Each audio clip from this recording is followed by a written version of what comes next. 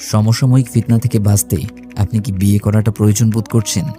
তাহলে দুটো point note করে নিতে পারেন বা আলাদাভাবে মনোযোগ দিয়ে হৃদয়ে গেঁথে নিতে পারেন, কাজে আসবে ইনশাআল্লাহ।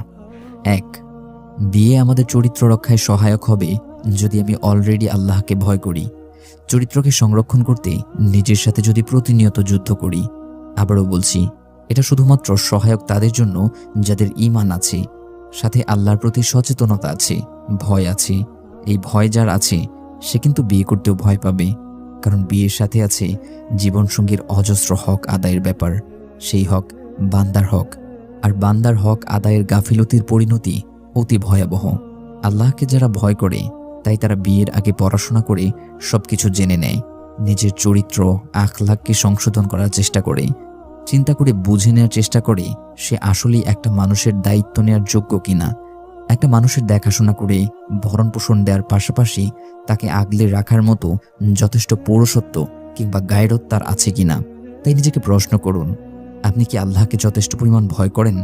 রাতের অন্ধকারে একাকী যখন থাকেন তখন কি আল্লাহ আপনাকে দেখছেন?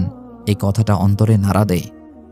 2, আল্লাহর উপর ভরসা করা, পুরোপুরি আস্থা রাখা ওনার জ্ঞান আর প্রজ্ঞা ভিত্তিক সিদ্ধান্তের উপর।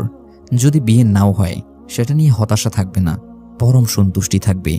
কারণ এই সময় বিয়ে না হওয়াটা কল্যাণময় বলেই তো আমার মালিক আমাকে যোগ্য করে গড়ে তুলতেই পরীক্ষা নিচ্ছেন আমার ধৈর্যের। তাহলে সবর আর সন্তুষ্টির পরীক্ষায় কি আমি ফেল করব? আর যদি বিয়ে হয়ে যায় তবু আলহামদুলিল্লাহ। নিজেকে বারবার মনে করিয়ে দিতে হবে, আমি কি আমার জীবনসঙ্গীর হক আদায় করছি? সব ফেল করছি না তো? জুলুম হচ্ছে না তো তার উপর? আল্লাহকে আরও বেশি ভয় করতে হবে অপরপক্ষের হক আদায়ের ব্যাপারে। আমার নিজের হকের ব্যাপারে ক্ষমা করার মানসিকতা থাকতে হবে। ক্ষমা করার সেই ক্ষমতা প্রয়োগ করার সুযোগ না পেলে, ক্ষমা না করলে নিজের অপরাধগুলোর জন্য আল্লাহর ক্ষমা আপনি কিভাবে আশা করবেন? আপনি যদি নারী হন এবং এর মধ্যে বিবাহিত হয়ে থাকেন তাহলে নিজেকে প্রশ্ন করা উচিত, আমার জীবনসাথী কি ফেরাউনের মতো খারাপ, যার কারণে আমি নামাজ রোজা এগুলো করতেও ভয় পাই?